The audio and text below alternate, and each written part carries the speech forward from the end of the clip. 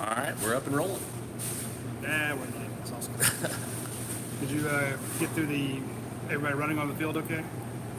Yeah, I was already over by the Georgia bench waiting on the players for the post-game interviews, so it wasn't a huge concern for me. I started unscrewing that monopod. Yeah. You know, to beat Ready to whack 'em? Beat my way out of there, man. That was just Dog Pound for Life says, Fromm sucks. Well, today he did. I mean, I don't think there's a lot of question about that. I mean, Does he play defense?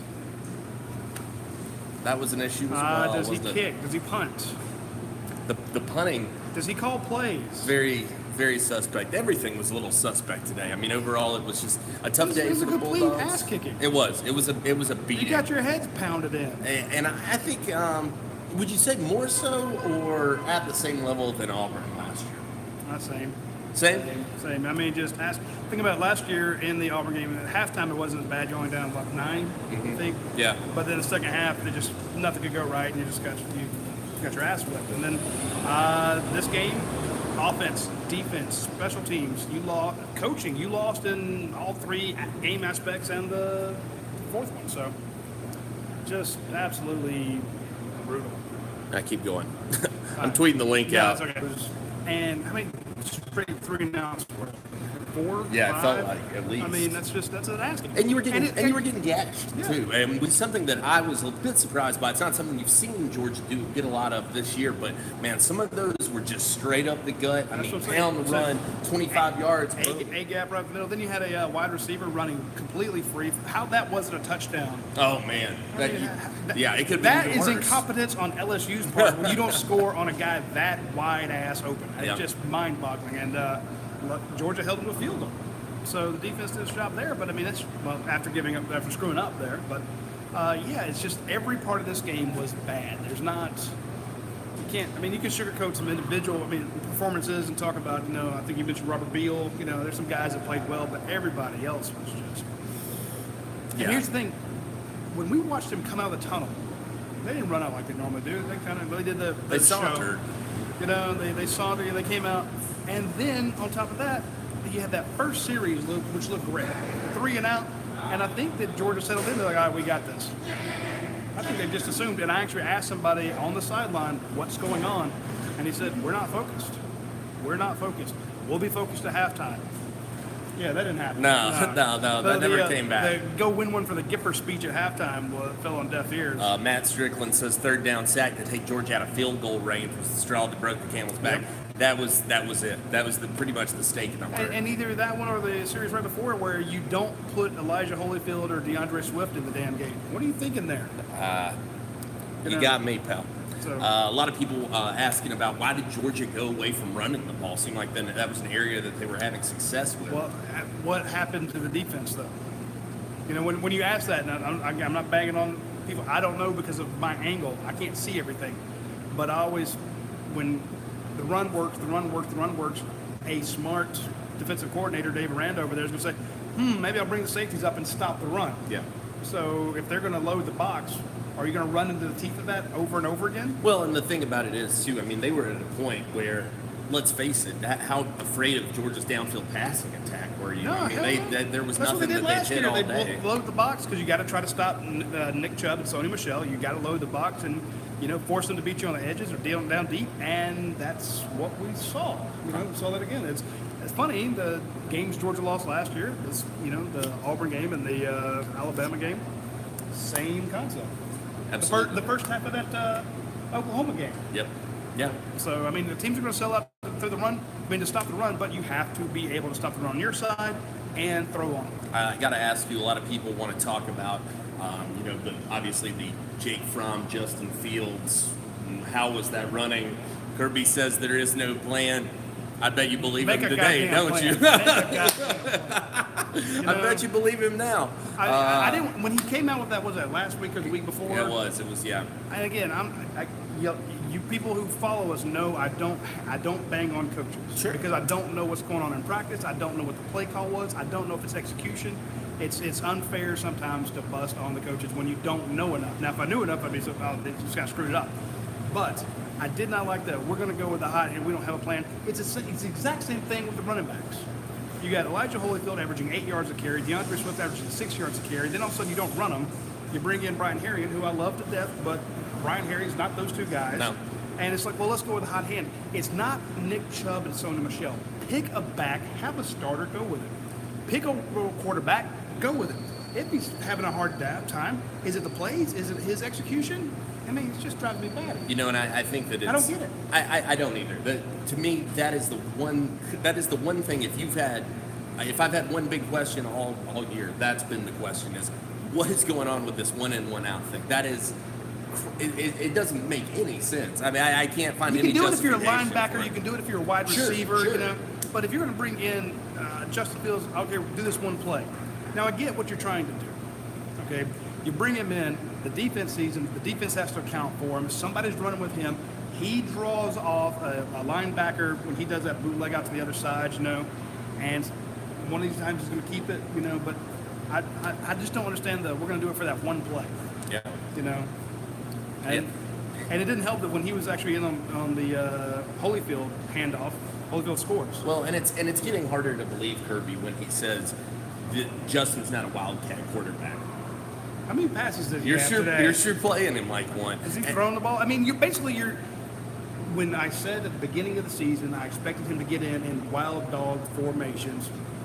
But still, let him throw the damn thing in those formations. That's the thing. Yeah, exactly. I feel like Georgia's showing their hand. We saw this a lot with DeAndre Swift last year. It felt like almost every time that kid hit the field, boom, they were running the ball. They were going to DeAndre and they were running.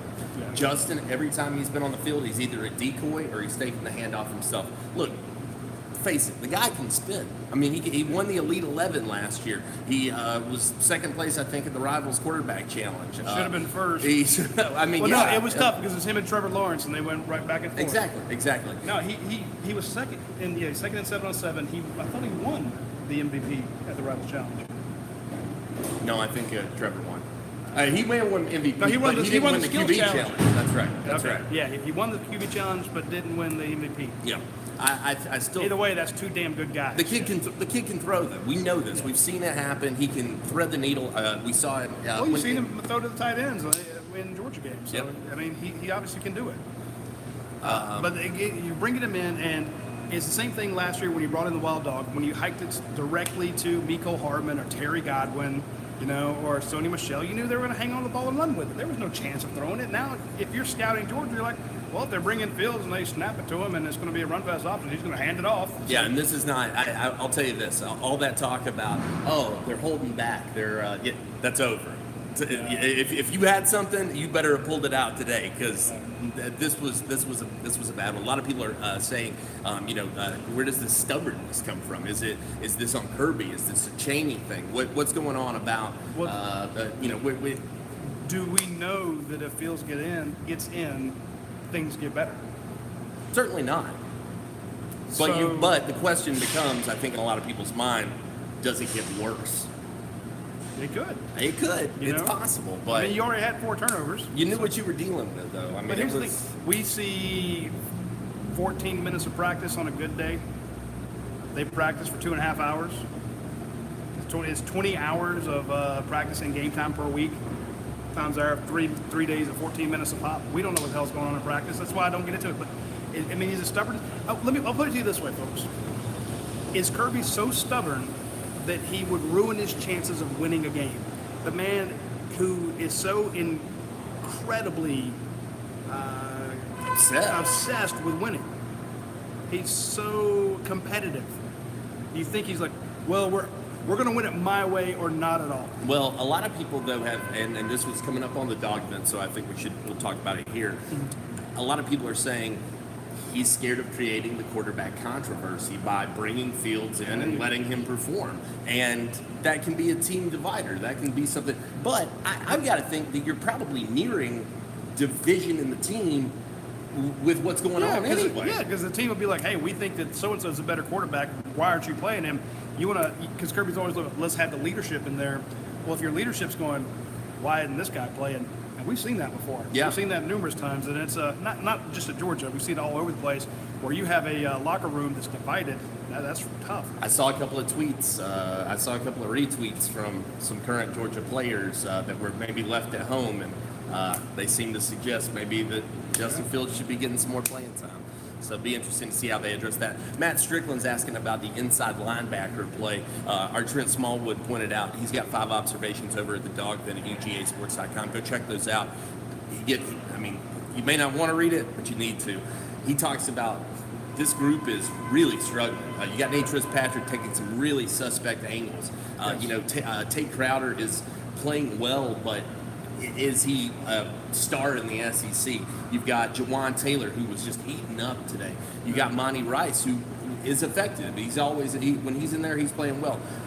But you got Channing Tindall, you got Quay Walker, you got some of these younger guys on the bench. Well, actually, because when I do my 3-2-1, I put it up last night. My prediction this week was going to be we see more Channing Tindall and Quay Walker in the upcoming games, which would have been wrong today. And I also talked about practice, so I'll mention that in a second. But I think the inside linebacker spot, who normally leads the team in tackles? Normally your linebacker. Right. Yeah. You had a safety and a defensive lineman go 1-2. Oh, did you finish that line? Right. Okay, because at halftime, your 3 leading tacklers were Tyson Campbell, Richard LeCount, J.R. Reed. They were doing a lot of cleaning up. No, I'm sorry, it wasn't a safety, it was a cornerback. Yeah, Tyson Campbell led the team, and I believe Julian Rochester was second. There you go.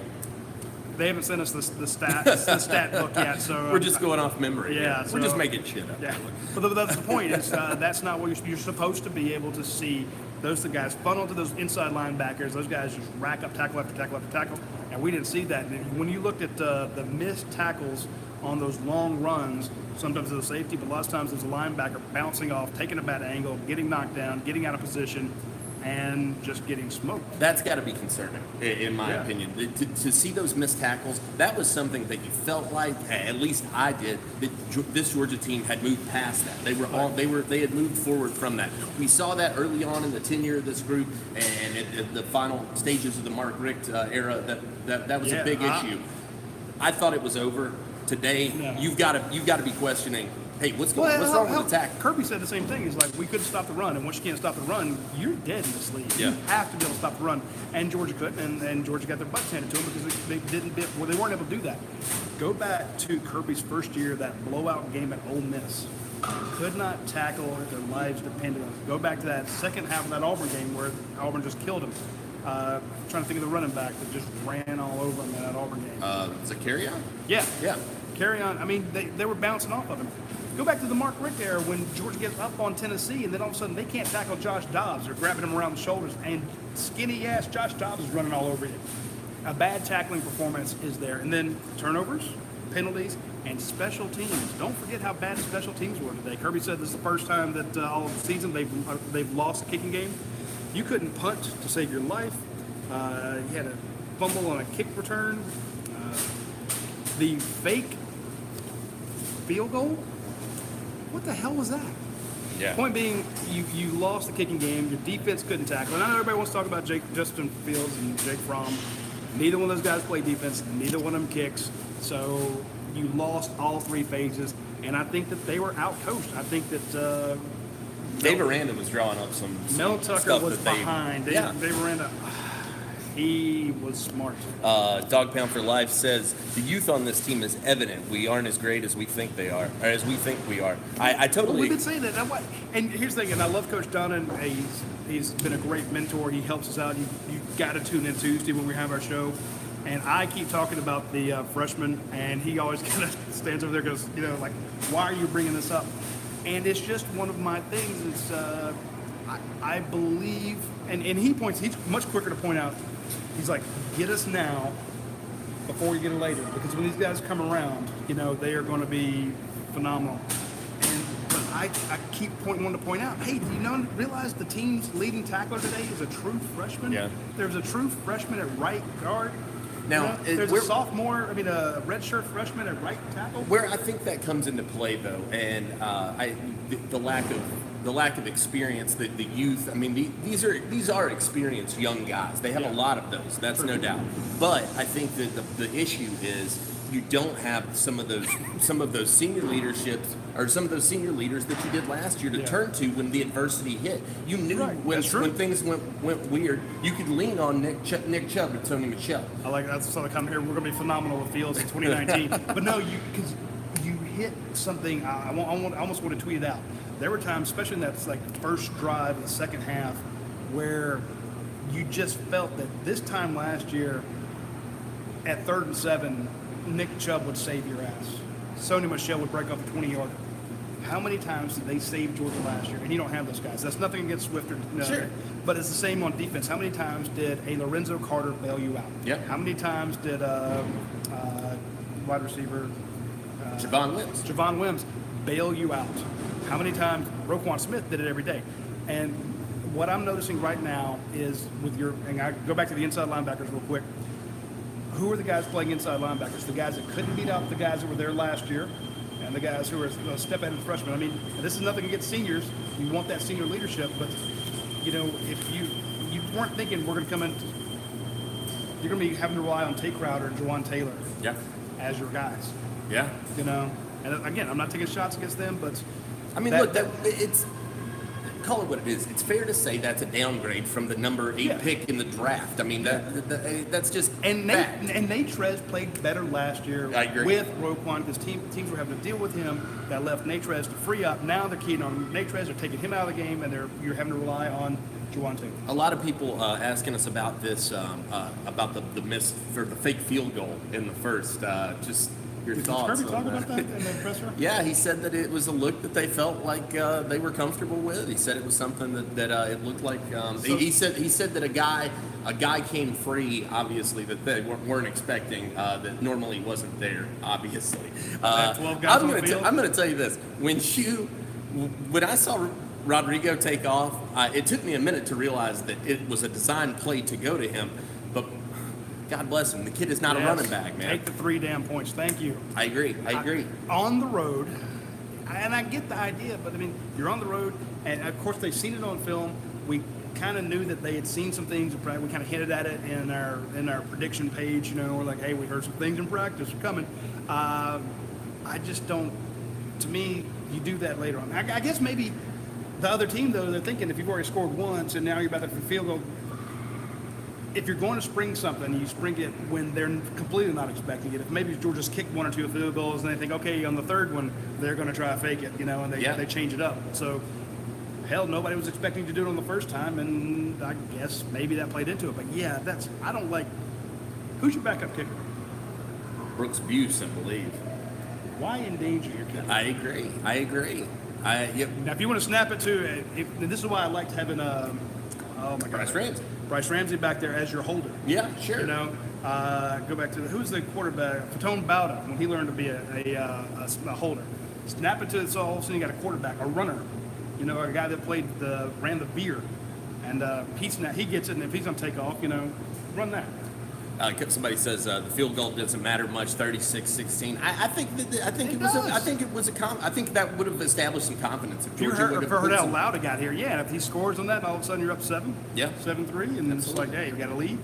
Somebody says, why don't they play Nate Trez Patrick at the outside linebacker spot? Personally, I think it's because the depth there is superior. I think that he's a better fit for the inside linebacker spot. Right now, I mean, where do you kill your inside guys? I mean, yeah. And I think that we saw some good play. Did he talk about what happened with DeAndre Walker? He did not. No. I think that might have been cramps. I think it was as well. That gets scary when he's up there. But I mean, who else was out there? I mean, I saw Walter Grant out there a lot, and I saw Brenton Cox. But one of my questions is that 3-2-1. Who else is going to get pressure on the quarterback besides DeAndre Walker? I don't think anybody did. I agree. I totally agree with you. Where was that playoff between Bellamy and Carter? Bellamy, Carter. You had DeAndre Walker and then it. Yeah. So you got to have another outside pass rusher. Yeah. John Allen, if you support Fromm, I hate all y'all.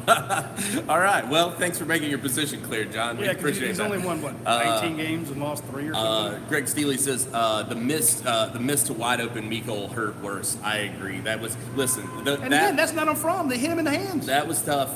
Now I will say one that was on Fromm was the one to Demetrius Robertson. For him to have to turn around and catch that backing up in the back pedal, But that was that's his underthrown. job. That was underthrown. If you could have caught him though, he would have been in the end zone. Yeah, but catch a damn ball. It hits you. I agree. DeAndre Swift. Catch those balls. Again, I'm not taking up for Fromm. I mean, he obviously had I guess you call it the worst game of his career. Maybe that Auburn game. I have to go back and look at the stats. 16 of 34. Under 50% completion rate. Only 209 yards. 1 touchdown, 2 interceptions. The 1 touchdown was in the garbage time. I mean, they were pretty much letting Georgia run free while the clock ran out. So, bad day on his part. Not anywhere where he wanted to be. So,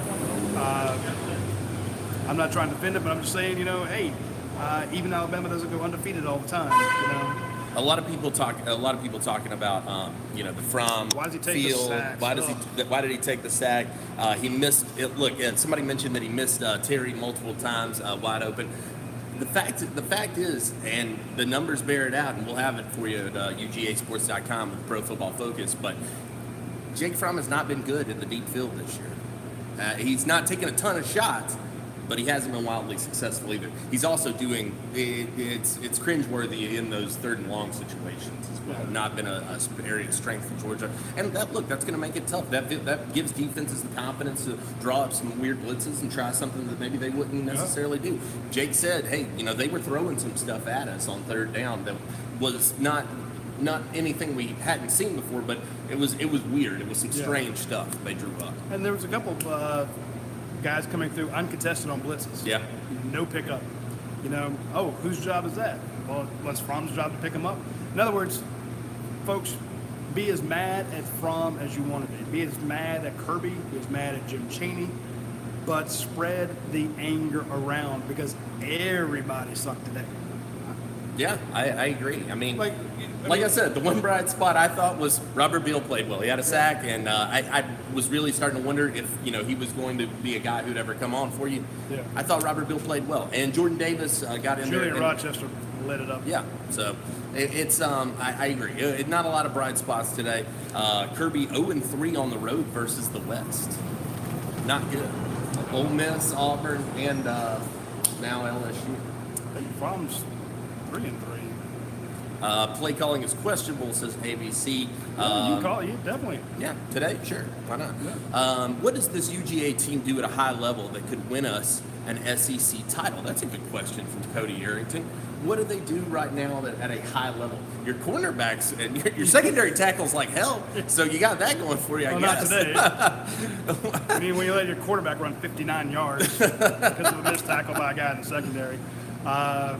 I think they run the ball really well, and it seemed to be working. Then they stopped because I think the team's like, okay, we're not going to let you do that. We're going to bring everybody in, and I think in this game Georgia actually wanted to see one-on-one matchups on the edges, and I think they got them, and I think they couldn't convert it. Eric Murillo says Baker still hasn't allowed a touchdown. That is definitely a bright spot. I will tell you, I did not like him throwing the flex on though.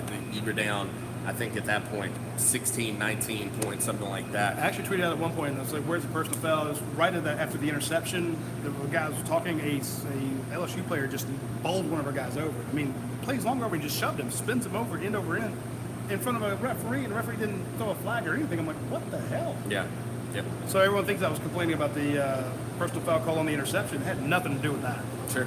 So, why do we go away from the run? Everybody wants to know. yeah, they only average 7 yards a carry. I don't know. I don't know. Again, I'd have to go back and watch the film. If you saw that there were 8, 9 guys in the box, then you go with a higher The higher percentage. Play. And Donna has pointed this out. Kirby is a conservative coach. He wants ball control, good kicking game, higher percentages. He plays the percentages because it works. It works for Alabama. It works for everybody. So if you all of a sudden the team's going to load the box, you got 9 players in the box. You're like, well, why would you run into the teeth of that? Yeah, absolutely. And I think That's the only thing I can guess. I mean, I don't know. I don't. We're on the sideline, you and I. We can't see it from the 50-yard line seats, the overhead shot. So that's why we have to go back and watch the tape and see what happened. Sure. Well, that's why we have Dane Young and Trent Smallwood breaking down film. So tomorrow Dane will have his breakdown. Trent's already got some stuff on there, and then Patrick Roos is going to have his observations. Patrick Roos, huh? All right, cool. Patrick Garvin will have his on there. Yeah, I think it was. I don't know. It was tough. It was bad all around. Yeah, exactly. Higher percentage, take the points. Yep, I agree. And he usually does. And it's very interesting too that they went away from the run, averaging 7 yards a carry, because that's the identity Kirby's talked about. That idea of leaning on guys, wear them out. Let's lean on them for three quarters. And you knew and LSU tire them out. and you knew LSU had problems with the run. Yep. But we said on the podcast and on Chuck Oliver show, it said the same thing. If Georgia can't stop LSU's run, it's going to be a long day, and they couldn't. Yep. So and they couldn't stop the passes either. All right. And you got the punting today. Oh, yeah, Jake Camarda really struggled. Yeah, it was not good. It was not good. I thought that. And that's something, if you want to call for Fromm to be pulled, you need to call for Jake to be pulled, because that was not good. Yeah, somebody on the board pointed out, they said this kid's either kicking it out of the end zone or he's shanking them right out of bounds on short. I think he had one inside the 20. I think he was like 35. I think he was like 35 yards total. Or I'm sorry, 35-yard average today. So not great. Yeah. And here's the thing, he can do it. Who's the backup punter? That is Landon Stratton, the graduate transfer. So be interesting to see if he gets a look. I don't know. Here's the other thing, and I did ask some of the players after the game. I said, look, how was your practice this week? They're like, we practiced well. So they were prepared. Because I see a lot of, Georgia wasn't ready for this game. Georgia was ready. They just came out, I think, maybe having read some of their own clippings, overconfident. Yeah. Unfocused. And we've seen, 3 games in a row where Georgia in the first half was pretty average, and this one you got behind. Dog Pound for Life says bye week's going to be interesting. What do you think about the bye week? Does this fall at a good time for Georgia, or do you think that they'd be better served going out and getting back on somebody's ass next week? Well, I mean, I'm sure they would like to, but no, I think you have. We mentioned at the beginning, in the first game, the Austin Peay game, we're like, there are some concerning things here. Georgia stopping the run, pass protection, and some of that stuff came back to bite you in the ass. You got some guys that are beat up, banged up. It'd be nice to get some continuity back. Some guys healthy, get some continuity on the offensive line. I'd like to go back and see. It'd be very interesting to see when we get the PFF grades how some of those linemen graded out, because it seemed to be they were stonewalling guys on the run, and then pass protection. It was just very inconsistent. So it'll be interesting to see what the overall score was. Greenhouse Disaster says Fields won't be here next year if his role doesn't shift. I tend to agree with you. I think that it's the possibility of him looking around would become more serious at that point. David Cleveland says, does Kirby give Fields more snaps versus Florida? And I'm talking about actual full series. Maybe. You got to let him have a series. I think so, yeah. Again, I don't want to question it, but I don't like the bring him in for one play. How does either one of those guys get a rhythm? Yeah. And to me, when Evander Holyfield popped up after running that safety over, and he flexed up, and he was ready to fight. He was ready to kick somebody's ass, and he did it 3 or 4 times. He came to play physical. Lather him up. Let him keep going. And it's nothing again. Not banging on. There was a fantastic cut that Swift had. Picked up a lot of yards. But I'm like, run him. Let him get that series. Play after play after play after play. Same with your quarterbacks. Let them get into the rotation. Let them get into that into the series, and then bring in the new guy. Yeah. Sure. Pull them in, pull them out, pull them in, pull them out. I just don't like it. And maybe I'm biased because Georgia lost today, but it just didn't seem like it seemed to start and stop. I agree. Wrapping things up here, we always give out a game ball. You got anybody you want to hand one out to today? Man, those are on. Well, you remember everyone's like, oh, he's going to be terrible at LSU. Well, I mean, they lost to Florida, but he's won some big games. Yeah. I'm trying to think of Go ahead. I was going to say Robert Beal, obviously. Yeah. Like I said, good to see him perform. Thought Jordan Davis had another good game, You just and told Jordan Davis for me. came in putting some pressure on guys. Good for him. I'd have to give one to Tyson Campbell for leading the team in tackles. I mean, I know they were picking on him. Yeah. As you should. I would. What are you gonna do? Throw at Baker? No. So you pick on the true freshman, but there weren't. He made a lot of tackles. So He did. you got to give him credit for that. One more guy I'm going to give DeAndre Walker. Consistent in the pressure. I think that him banged up was a problem for him. I think Julian Rochester. I mean, not Julian Ledbetter. Jonathan. God, dehydrated. Jonathan Ledbetter. I thought he played pretty well. Joe Burrows does deserve a game ball. I agree. I mean, Kid played great. No doubt about it. Miranda. when he took off there at the end. Whew. Now, you want to see the difference between a decisive quarterback and somebody who's not sure where he's going. It was a split second. I don't know if it was called or he just saw something, but he took off 59 yards, and that was beautiful. And here's the thing, Jake Fromm can do that. Yes, we've seen him do it. They're very similar guys. So, trying to think offensively, too many drop passes. Elijah. Yeah, Elijah. Yeah, got to give one to Elijah. Really, Well, of course, for trucking that guy was that alone. But his game ball is like flattened because he squeezes it. He squeezes it into a little thing that whimpers for help. It's only half full because they cut him out after so long. So. All right, guys, we are going to wrap up. Thank you so much for tuning in here at UGA Sports Live. Make sure to subscribe here to our YouTube page. We do this every week, unless it's a late game like last week. We skipped out, but we do this every week. Post game, we have a lot of fun doing it. Also, we've got all player interviews. Kirby Smart's press conference is up. Make sure to get over to UGASports.com as well. We got all your post game info, reaction, analysis. We'll have film in the morning, so make sure to get over and check all of that out. We really appreciate you tuning in. It's going to be make sure you tune into the podcast on Tuesday. It should be a lot of fun. But for Riding the Bull Seat, I'm Jake Roos. Thank you guys for tuning in. We appreciate it.